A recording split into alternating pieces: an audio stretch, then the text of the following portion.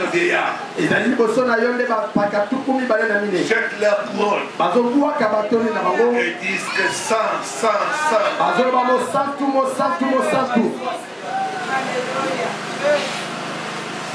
Tu es saint. Revêtu de gloire et de majesté. Le ciel est ton trône. Et la terre ton marché. Tu es le souverain. Tu fais ce que tu veux. Quand tu veux. Comme tu veux. Tu n'as de compte à rendre à personne. T'élèvons. Tu existes par toi-même. Tu existes par toi-même. Tu es souverain. Tu es souverain. Reçois toute la gloire et toute notre adoration. Tu as les dignes, Seigneur. Alors que nous voulons aller dans ta parole, donne-nous l'esprit de sagesse, l'esprit de révélation et de compréhension. Parle-nous, Seigneur. Au travers de ta parole, fais-nous du bien. Il est écrit, l'Éternel s'est révélé à Shiloh par sa parole. Nous sommes à Shiloh, Seigneur. Révèle-toi à nous par ta parole.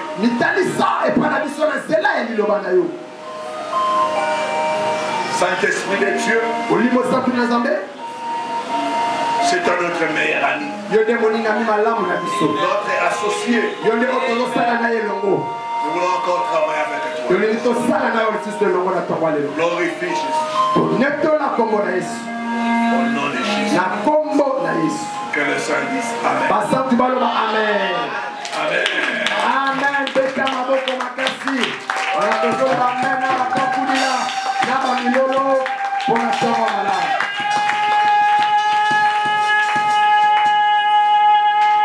Grande ma joie ce matin de partager encore la parole de vie en cette journée de clôture de nos 4 jours de prière.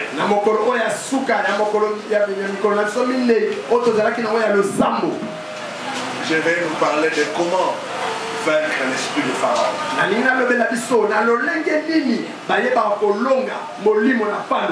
Comment vaincre l'esprit de Pharaon. Prenons les textes bibliques. Exode chapitre 6. Du 1er au 7e verset. Et puis nous lirons Exode chapitre 15. Du 3e au 6e verset. Amen. Amen. Est-ce que quelqu'un est avec moi? Amen. Si tu as ce texte biblique, tu peux te mettre debout, nous allons lire la parole. Exode chapitre 6 du 1er au 7e verset. Mettons-nous debout pour la lecture. S'il vous plaît, bien-aimé pour honorer la parole. Merci beaucoup. L'Éternel dit à Moïse, tu verras maintenant ce que je ferai à Pharaon. Une main puissante le forcera à les chasser, à les laisser aller. Une main puissante le forcera à les chasser de son pays. Dieu parla encore à Moïse et lui dit, je suis l'Éternel. Je suis apparu à Abraham, à Isaac et à Jacob. Comme le Dieu tout-puissant. Mais je n'ai pas été connu d'eux sous mon nom l'Éternel. J'ai aussi établi mon alliance avec eux pour leur donner les pays de Canaan, les pays de leur pèlerinage dans lesquels ils ont séjourné.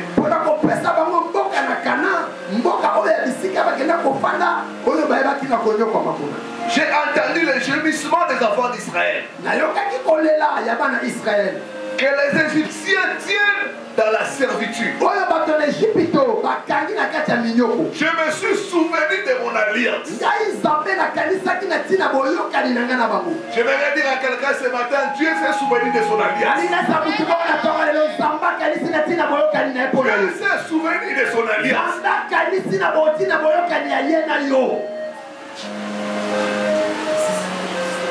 Je me suis souvenu de mon alliance.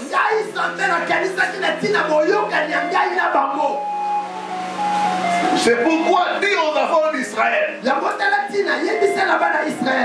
je suis l'Éternel. Je vous affranchirai des travaux dont vous chargent les Égyptiens.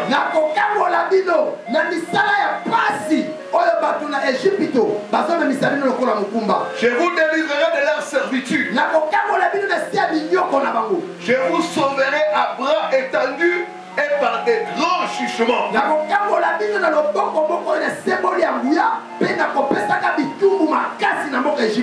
Je vous prendrai pour mon peuple. Je serai votre Dieu. Et vous saurez que c'est moi l'Éternel votre Dieu qui vous a franchi des travaux dont vous chargent les Égyptiens.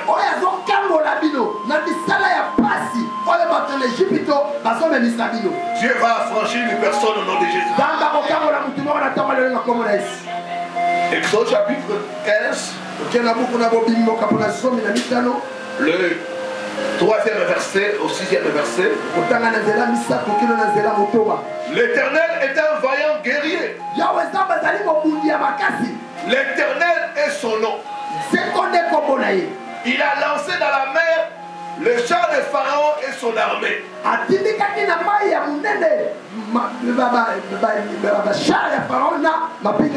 Ces combattants d'élite ont été engloutis dans la mer Rouge.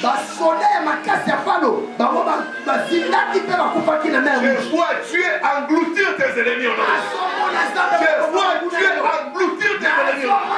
Ils ne seront engloutis. Ils ne seront engloutis.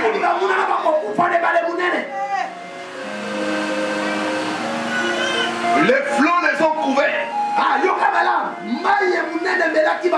Ils sont descendus au fond des eaux comme une pierre.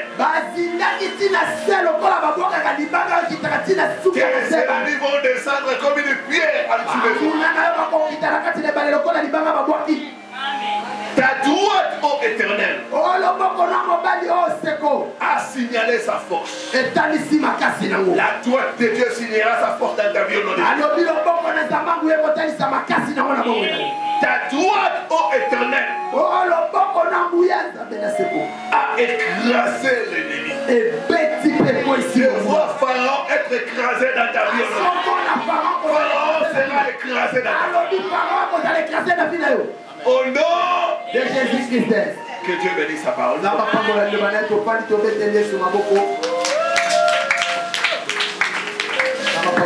Bien-aimé, dans les combats, il faut la stratégie. Sans la stratégie, c'est difficile de rapporter la victoire. De même, si nous voulons mettre fin au règne de Pharaon, nous devons avoir la stratégie. Pharaon était l'ennemi têtu. C'est un ennemi acharné. C'est un ennemi qui résiste. C'est un ennemi qui a décidé de ne pas nous laisser aller. Il a dit, je ne vais pas l'abandonner. Mais même nous aussi, nous ne devons pas abandonner dans ce combat-là.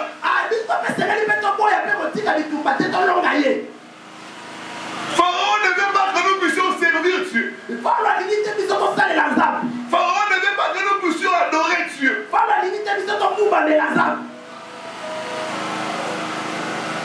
Je ne sais pas quel pharaon s'est levé dans ta vie. Quel pharaon s'est levé dans ta famille. Dieu va les détruire au nom de Dieu. Dieu va les détruire au nom de Dieu. Dieu va détruire tout ennemi qui t'empêche de l'adorer et de le servir dans la paix.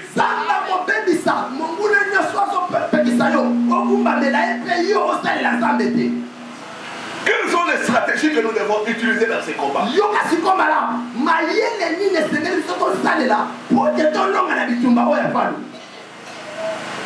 Je vais tirer les stratégies d'Exode chapitre 6. La première stratégie, c'est s'appuyer sur la promesse de Dieu. La promesse de Dieu, c'est la promesse de victoire. Dieu dit à Moïse, tu verras maintenant ce que je ferai à Pharaon.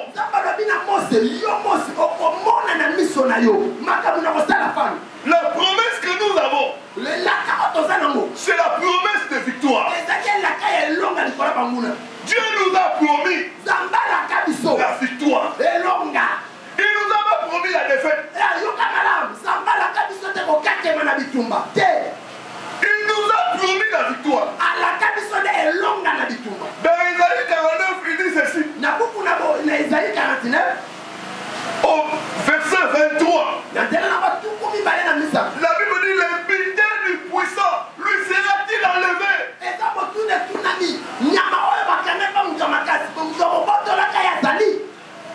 Pharaon, c'est le puissant. Il a retenu nos vies. Il a retenu nos familles. Il y en a qui sont des familles compliquées. Où Pharaon règne. Où toute personne qui essaie de lever la tête, Pharaon les tire et le fait remettre en bas.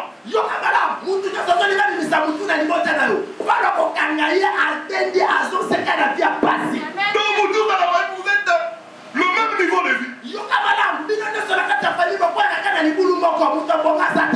C'est Pharaon. Il a retenu le bon Dieu de la famille. La Bible dit le bulletin du puissant. Lui sera puissant qui a retenu le bon Dieu dans les familles. Il y a des familles où les gens divorcent à tout moment.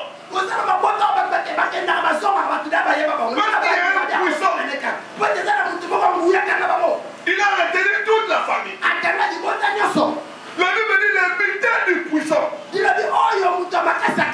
Lui sera-t-il enlevé? La Bible répond. Oui, dit l'Éternel. Oui, dit l'Éternel. Oui, dit l'Éternel. Il y a de l'espoir pour toi. Il y a de l'espoir pour toi. La Bible dit oui. Le bulletin du puissant lui sera arraché. La captive faite au dépens d'Égypte lui échappera. L'Éternel continue. Je combattrai tes ennemis. Je combattrai tes ennemis. Je vois Dieu combattre tes ennemis. Je vois Dieu combattre tes ennemis. Je vois Dieu combattre tes ennemis. Ils ne vont pas échapper. Ils ne vont pas échapper. Ils nous ont imposé un niveau de vie. J'ai pas dit ce qui va lui passer. J'ai tout ce que a une femme. Du côté intellectuel, je suis. Du côté beauté, je suis. Du côté comment entretenir l'homme, je suis. Mais il n'y a pas des hommes. Il n'y a aucun homme qui m'honore. Pourquoi? Parce que le puissant a retenu le bidon. Dieu dit, j'ai combattu tes ennemis. J'ai combattu ces personnes-là qui te maintiennent dans la pauvreté, qui te maintiennent dans le célibat. Dieu dit, je les combattrai. Je les combattrai. Je les combattrai. J'ai combattu tes ennemis. Je sauverai tes fils. Je sauverai tes bénédictions. J'attends quelqu'un dire gloire au Seigneur. Gloire au Seigneur. Il dit, je ferai manger à tes oppresseurs leur propre chair.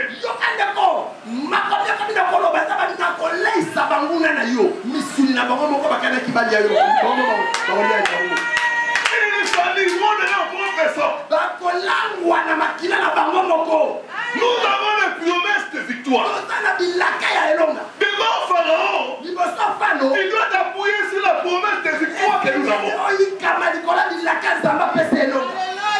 La famille nous a collé à la tête.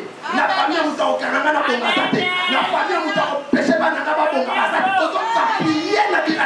Nous devons nous appuyer sur la promesse de victoire.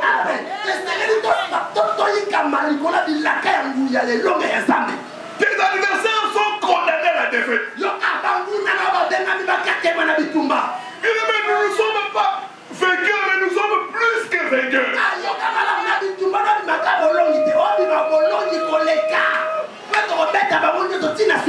Nous ne sommes pas seulement vainqueurs, mais plus que vainqueurs.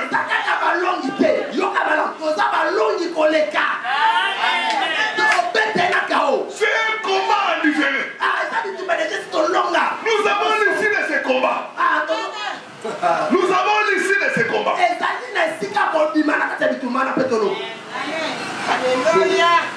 Il y a quelqu'un qui a combattu pour nous. Nous devons nous appuyer sur la promesse de victoire. À cause de la victoire acquise à la croix, Pharaon doit tomber au nom. Pharaon va tomber au nom. Pharaon va tomber au nom. Pharaon va tomber. Pharaon de ta famille va tomber. Ce Pharaon va tomber. Parce que nous avons la promesse. Parce que nous avons la promesse. J'entends quelqu'un dire j'ai la promesse de victoire. Dis bien, j'ai la promesse de victoire. Devant Pharaon, sache une chose, tu as la promesse de victoire. C'est pourquoi nous ne combattons pas pour la victoire, mais dans la victoire.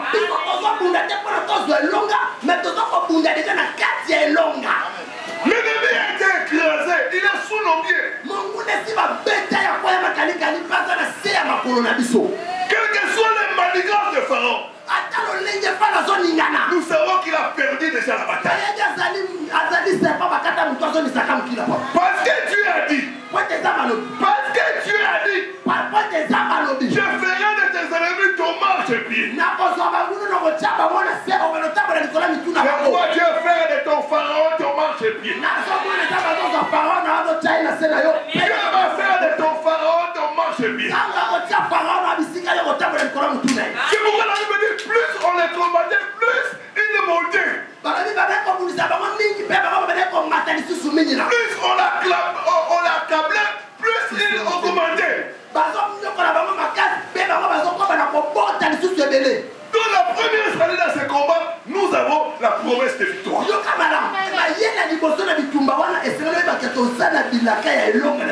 dois t'appuyer sur la promesse de victoire. Dieu dit, tu verras ce que je ferai à Pharaon.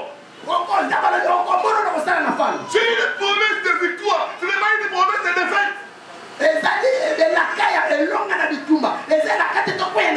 Non. Tes adversaires sont condamnés à la défaite. Je dis, tes adversaires sont condamnés à la défaite. Ils sont condamnés à la défaite. Qu'importe là où ils sont allés pour aller chercher notre fétiche pour les faire du mal. Ils sont condamnés à la défaite. Ils sont condamnés à la défaite. À cause de la promesse de victoire. J'entends quelqu'un dire, j'ai la victoire. J'ai la victoire. J'ai la victoire. J'ai la victoire. Amen. Amen. Deuxième chose, deuxième stratégie. Qui doit t'appuyer sur la révélation de la nature de Dieu.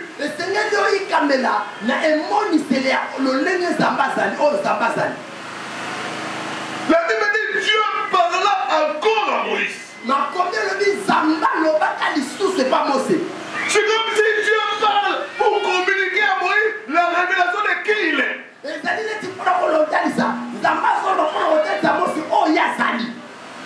Au verset 2, Dieu parla encore à Moïse et lui dit, je suis l'Éternel. Je suis l'Éternel. Je suis l'Éternel. Moïse, je ne suis pas un homme. Je suis l'Éternel. Pharaon est un homme. Mais moi, je suis l'Éternel.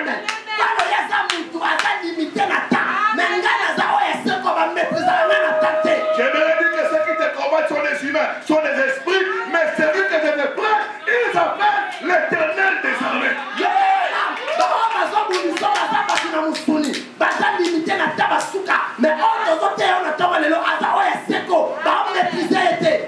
Je suis l'Éternel. Je suis celui qui n'a pas de commencement, qui n'a pas de fin. Je suis toujours présent. Pharaon a commencé un jour. Un jour aussi il finira. Mais moi je n'ai pas de commencement, je n'ai pas de fin. Mais après la date d'inspiration, Pharaon n'a pas d'inspiration. Tout ce qui a un commencement, une fin. Dieu n'a pas de commencement ni de fin. Je suis l'Éternel. Je suis l'Éternel. Je suis l'Éternel. Je suis l'Éternel. Je suis l'Éternel.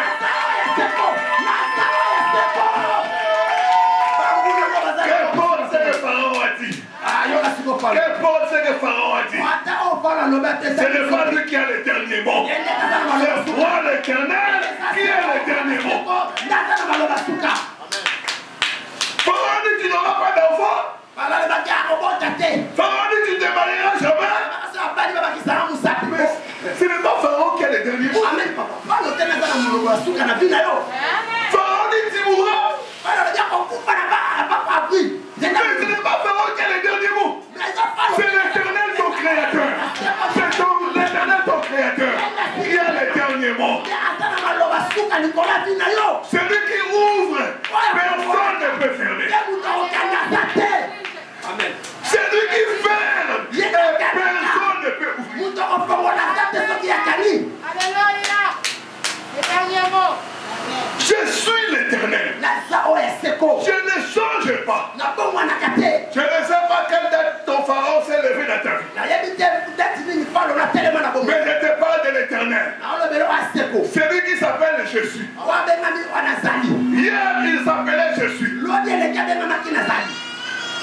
Aujourd'hui, il s'appelle Je suis. Demain, il sera aussi Je suis. Parce qu'il ne change jamais. Parce qu'il ne change jamais. Parce qu'il ne change jamais. Parce qu'il ne change jamais. Tu dois avoir la révélation sur la nature de Dieu. Amen. Quand vous avez la révélation sur la nature de Dieu, vous serez calme et serein. Amen. David avait la révélation. Malgré le combat, il pouvait dire, même si une armée s'est campée contre moi, même si la guerre s'est levée contre moi, je serai plein de confiance. Pourquoi? Parce qu'il avait la révélation. De qui était Dieu pour lui? Au psaume 27, le premier verset dit, l'Éternel est ma lumière. L'Éternel est mon salut. Même si ça semble contre moi, ils vont tomber. Ils vont tomber. Ils vont tomber. Parce que l'Éternel est mon salut. Je prophétise, l'Éternel est ton salut. L'Éternel est ton salut. Tes ennemis vont tomber. Ils vont tomber. Ils vont tomber. Ils vont tomber. Ils vont tomber. Ils vont tomber.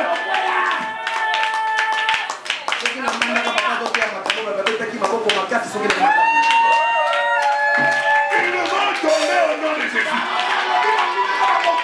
Je vois tes ennemis tomber au nom de Jésus. Je les vois chanceler et tomber. Je les vois chanceler et tomber. Amen. Il avait la révélation. David avait la révélation. Il dit même si ça semble pour dévorer ma chair, pour dire que lui c'est fini. Lui on va voir là où il va s'assortir. On l'a eu. On l'a eu. C'est fini. C'est fini pour lui. Il ne va plus s'en sortir. Cette fois-ci c'est les bons. Ils nous ont menti. Je dis que tes ennemis ont menti. Ils nous ont menti. Ils nous ont menti. Pourquoi ils ont menti? Parce qu'il y a quelqu'un qui s'élève. Même les derniers. Même les derniers. Quand les médecins disent qu'il n'y a plus d'espoir. Quand toi-même tu dis que c'est fini, Jéhovah s'élève. L'Éternel s'élève et il confond les autres.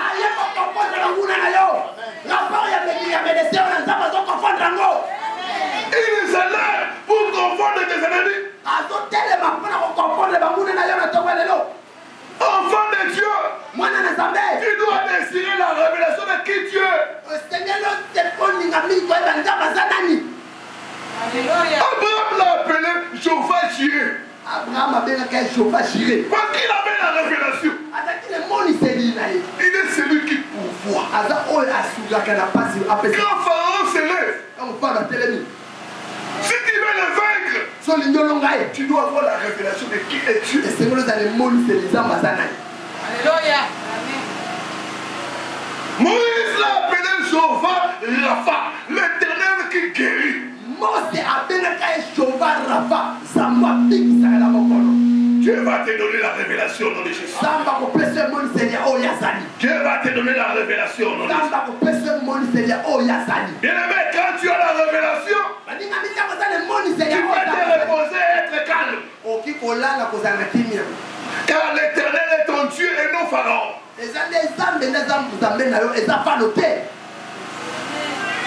C'est l'Éternel qui a le dernier mot. Ce n'est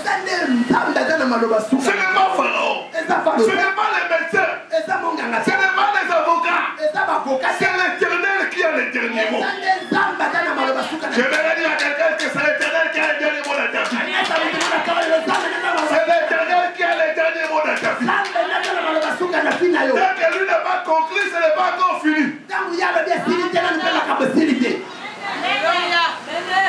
Je dis que ce n'est pas encore fini pour toi. Ce n'est pas encore fini pour toi. Ce n'est pas encore fini pour toi. Ce n'est pas encore fini pour toi. Ce Pharaon va tomber. Ce Pharaon va tomber. Non. Je vois Pharaon chanceler et tomber au nom de Jésus. Ce Pharaon de la sorcellerie va tomber au nom de Jésus. Il va tomber au nom de Jésus. Dis après moi, seul Dieu a les derniers mots dans ma vie. Seul Dieu a les derniers mots dans ma vie. Je ne t'entends pas. Seul Dieu a les derniers mots dans ma vie. Je ne t'entends pas. Seul Dieu a les derniers mots dans ma vie. Amen. Amen. Ce n'est pas les sorciers de ta famille. Même s'ils ont dit 2018, ils ne vont pas terminer. C'est faux. Celui qui est le maître du souffle de vie, c'est l'Éternel. Ce n'est pas Pharaon. Je prophétise que tu vivras. Tu vivras. Tu raconteras les œuvres de l'Éternel. Tu raconteras les œuvres de l'Éternel. Oh non.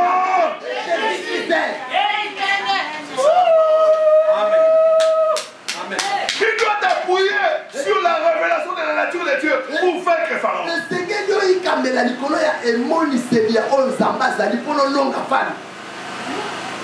Troisième stratégie dans les combats. Le verset 4, il dit ceci.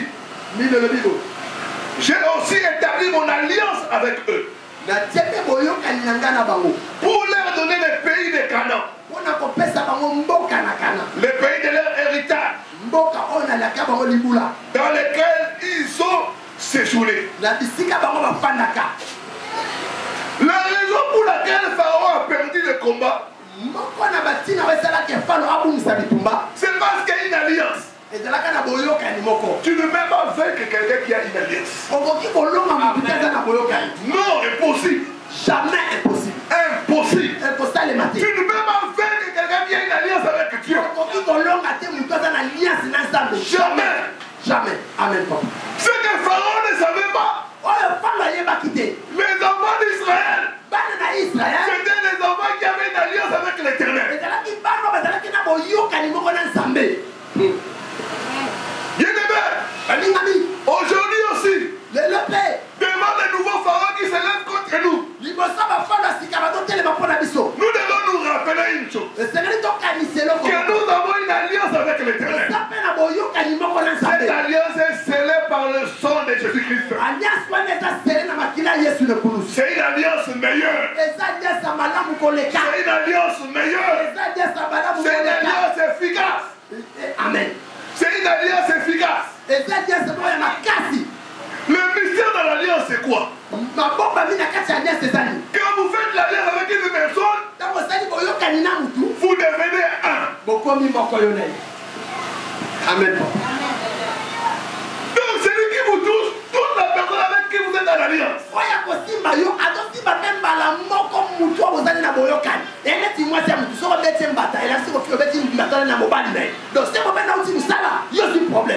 Donc Pharaon ne savait pas.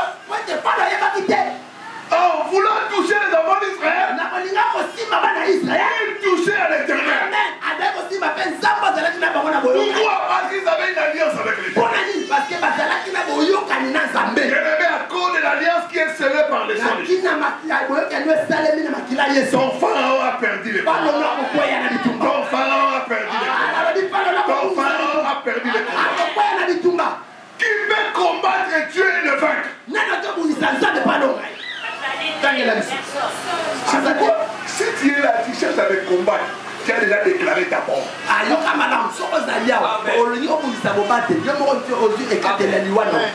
Tu cherches ta mort.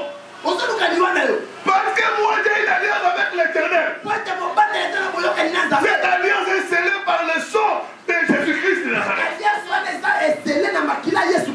Donc quand vous faites alliance avec une personne, vous devenez un. Comme Dieu est imbattable, je déclare que tu es devenu imbattable. Tu es devenu imbattable. Tu es devenu imbattable. Tu es devenu imbattable. Aucun pharaon ne pourra te battre. J'entends ton amen. Donne-moi un bon amen. Donne-moi un bon amen. Dis après moi, je suis invincible. Je suis invincible. Je suis imbattable. Je suis imbattable. Amen. Amen. À L'alliance nous garantit la victoire.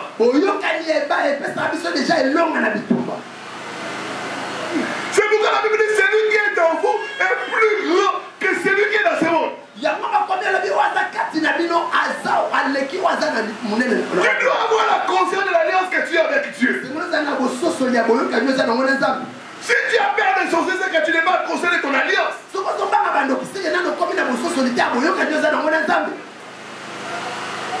Dès que le moment tu es conscient de ton alliance, tu sais une chose. Aucune arme forgée contre moi ne réussira.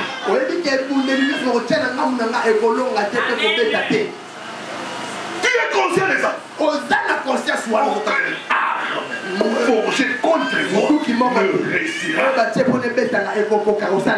C'est l'alliance, frères et sœurs. L'alliance nous garantit la victoire devant Pharaon.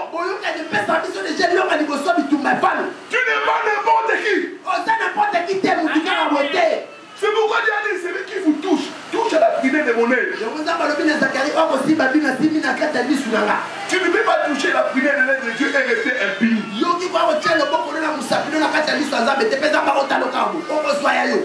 Avant la fin de ce mois de mars, je prophétise.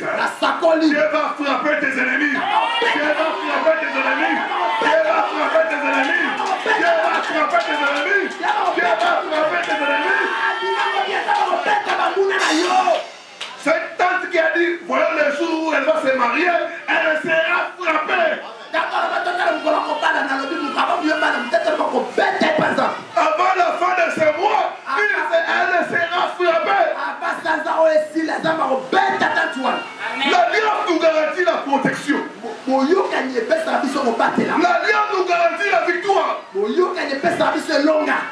Dans ces royaumes, on gagne à cause de la révélation. Nous gagnons quand nous sommes stratèges. Tu es en alliance avec Dieu. Personne ne peut te toucher.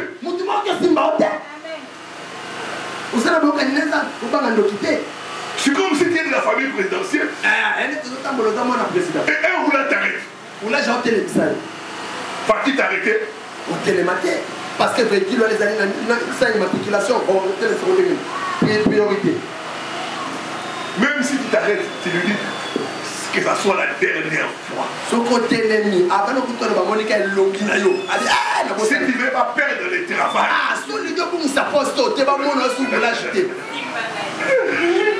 Il y a des gens qui sont intouchables. Amen, papa.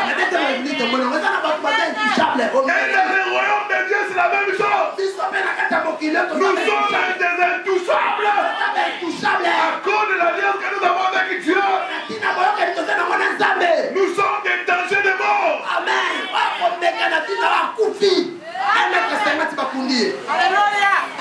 Tu n'es pas n'importe qui. Tu es en alliance avec Dieu. Les sorciers ne peuvent plus te bloquer. Pharaon n'est pas ton problème. Pharaon, tu deviens le problème de Pharaon. Les sorciers ne sont plus ton problème. Toi, tu deviens le problème des sorciers. Parce que tu es en train de détruire leur sein. Est-ce que quelqu'un est avec moi?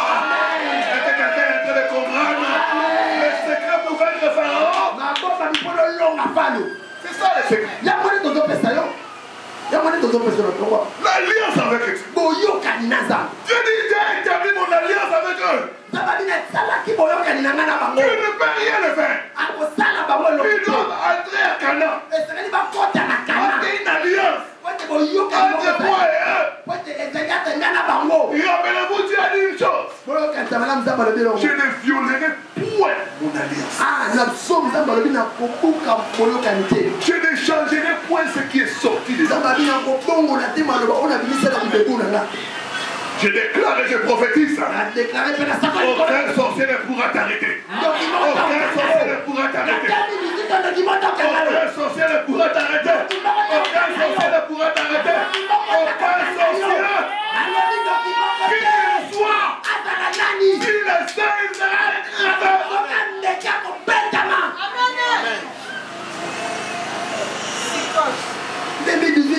non ko sale ma répondre ngo zate ko bana.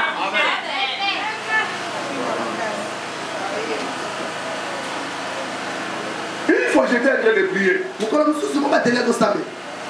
Il y a des versets bibliques qui sont sortis comme ça. Dieu m'a dit, j'ai mis devant toi une porte ouverte. Et personne ne pourra fermer. Si Dieu dit personne, c'est que c'est personne. Dieu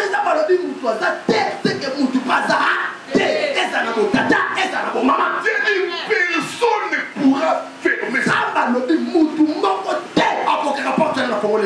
Dieu dit personne. Je dis à Dieu, mais je suis en train de la proposer. Vous savez, il y a déjà têtu. Dieu dit personne, mais lui va essayer.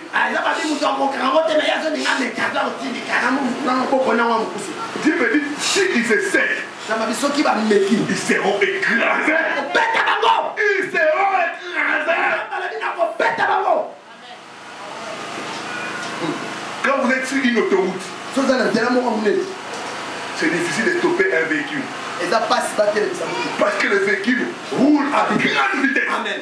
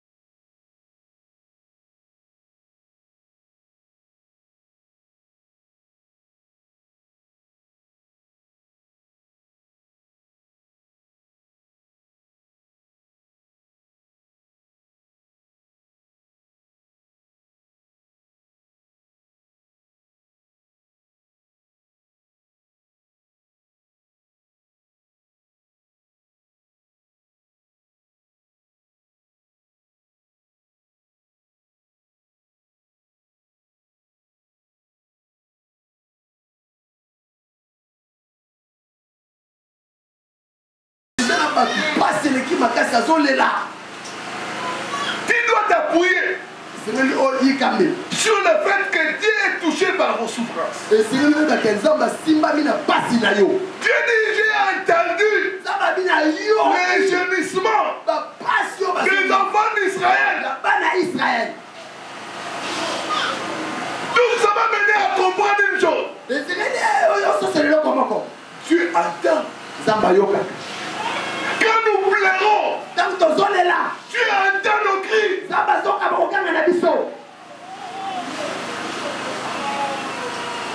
Exode 3, il y a Moïse ici. J'ai vu la souffrance de mon père. Des fois nous disons que Dieu voit. Est-ce que Dieu voit ma souffrance? Est-ce que Dieu voit mon humiliation? Est-ce que Dieu entend mes prières?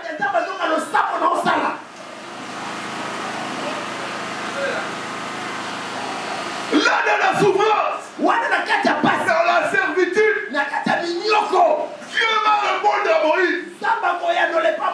J'ai entendu les gémissements des enfants d'Israël. Je vais dire à une personne ce matin, tu as entendu ton gémissement. Tu as dit les gémis. Je te sers Dieu. Pourquoi le mariage ne vient pas? Pourquoi Seigneur? Je suis fidèle à toi. Mais rien n'avance dans ma vie.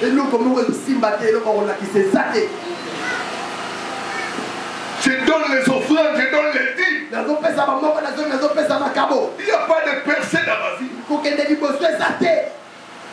Je vais te dire que Dieu a entendu cela. Dieu a entendu cela. Nous avons un Dieu qui entend. Nous avons un Dieu qui entend. Quand il pleurait, il pensait que personne ne les écoutait.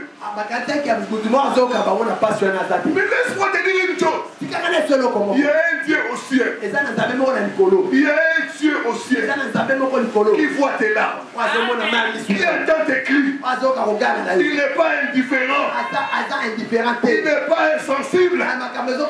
Non. Tu dois t'appuyer sur le fait que Dieu est touché par nos souffrances.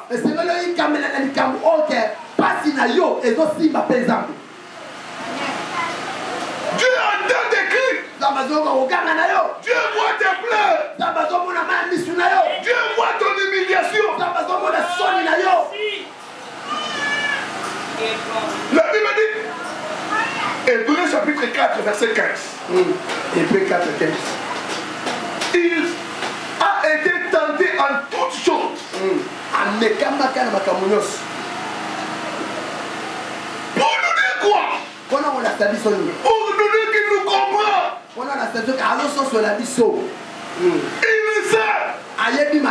Il sait l'humiliation que tu es en train de traverser.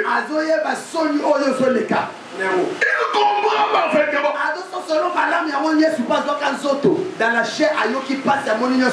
On a sougabé, il se passe en temps que ça passe. Il entend. Il voit. Il dit Seigneur, deux personnes viennent d'apporter. Mais moi je te demande seulement une fois. Quel péché j'ai commis pour que tu puisses me refuser les entrailles. Seigneur, je te sers. Mais pourquoi l'humiliation ne se termine pas dans ma vie? Laisse-moi te dire une chose. Dieu viendra à ton secours. Dieu viendra à ton secours. Dieu viendra à ton secours. Au moment opportun, il descendra pour mettre fin à ta souffrance. Pour mettre fin à tes pleurs.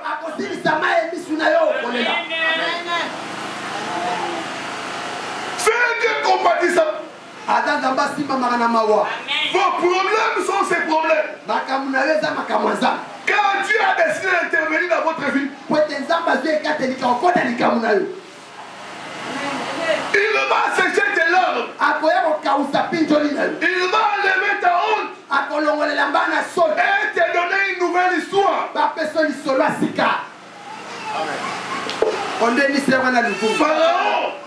Pharaon et son armée seront un grand témoignage pour toi.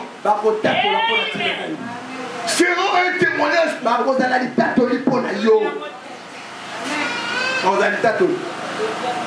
Vous savez, il n'y a pas de témoignage sans épreuve. Ce que tu es en train de traverser, c'est une épreuve pour te donner un témoignage.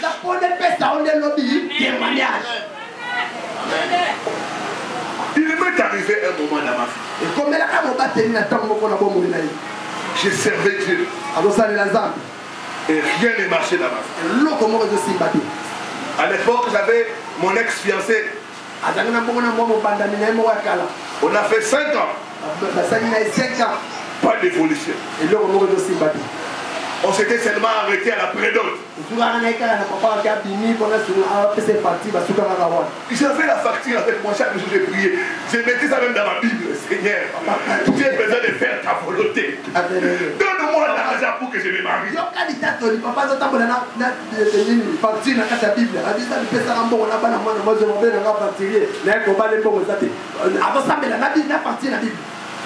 Je veux faire ta volonté.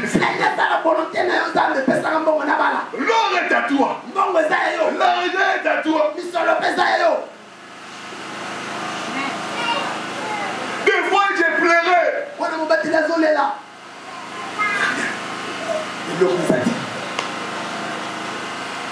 Vous savez, ça fait mal. Et ça va passer. Encore mal. Si vous êtes avec des gens avec les mêmes problèmes et que Dieu les visite et que toi tu restes dans les mêmes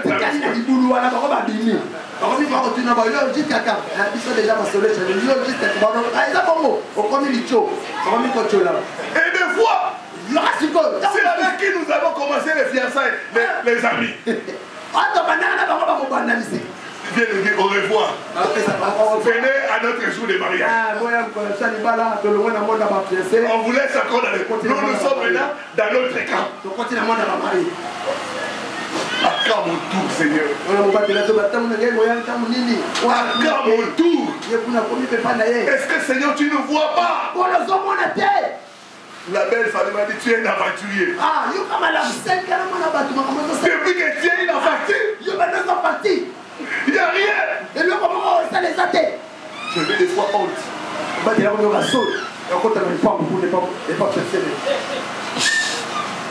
Surtout quand papa, on est mon colonie. Papa, tu viendras quand honorer la facture. Tu regardes comme ça, rien. Est-ce que Dieu est en train de voir? Est-ce que Dieu est en train d'entendre ou pas? Un jour nous étions partis dans une fête de mariage. Et en sortant, au lieu que ce soit une journée de joie, elle a commencé à pleurer et nous.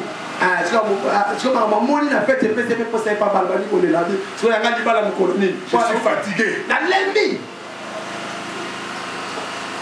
Laisse-moi faire autre chose. Bien-aimé, la sœur est partie. Je suis resté. Mais un jour, Dieu est intervenu. Dieu est intervenu.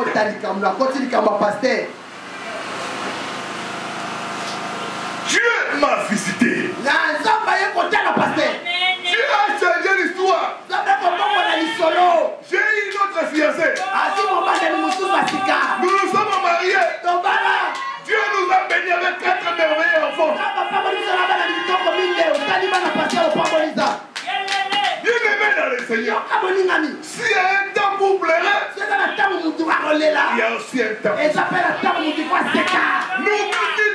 pas que Dieu t'a oublié. Non. Il ne fait jamais en avance, jamais en retard, mais au moment opportun. C'est ça la parole. Quand le temps de Dieu est venu, on va penser de l'autre côté. Je n'ai pas pensé. Papa, que Dieu vous bénisse. Papa, pensez de l'autre côté. Et donc, il y a la roulette. C'était comme des roulettes. Et donc, il y a la bête. Parce que j'étais dans mon temps. Oh, ton temps aussi arrivera. Ton temps aussi arrivera. Ton temps aussi arrivera. Dieu a enlevé l'humiliation. Amen. Dieu a enlevé la honte. Cette fois-ci, j'ai pris la facture. Quelques mois après, j'ai tout honoré.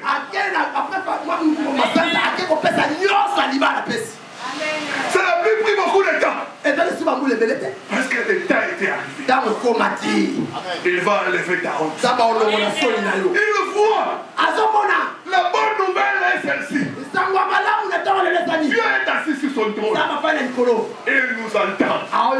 Il nous regarde. Il nous écoute. Au moment opportun, il descendra. Il agira. Il agira. Dieu est fidèle. Dieu est fidèle. Il est compatissant. Il a changé mes larmes en cris de joie. Aujourd'hui, où sont ceux qui se moquaient de moi? Quand ils me voient dans ma jeep. Dieu est bon. Amen. Dieu est bon. Accroche-toi à Dieu. N'abandonne pas. Ils ont crié. Ils ont crié.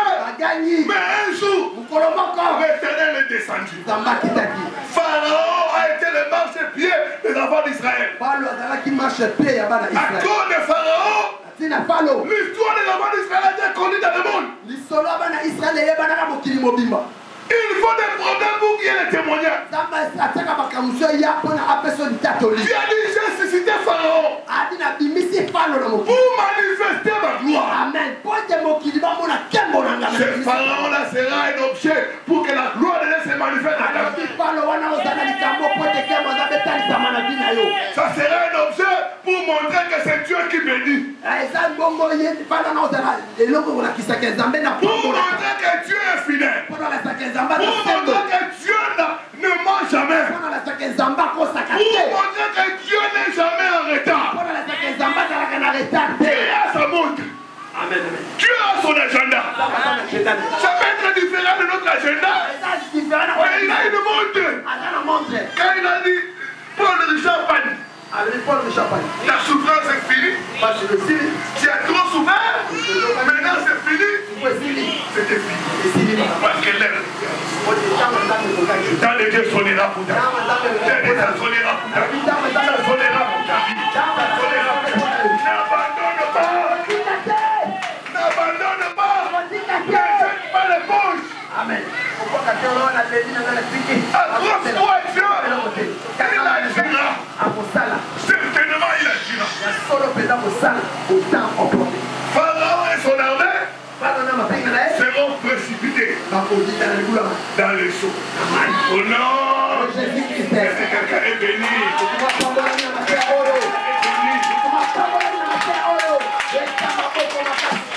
Nous allons prier le Seigneur.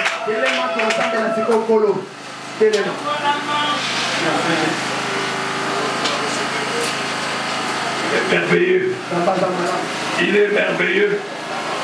Nous avons un Dieu sensible et compatissant, plein d'amour pour ses enfants. Dieu est plein d'amour. C'est un Dieu d'amour. Et leur télé commence à bénir Dieu. Il a envoyé cette parole pour te montrer qu'il y a une possibilité de victoire. Il y a une possibilité de victoire. Commence à l'élever, commence à l'élever.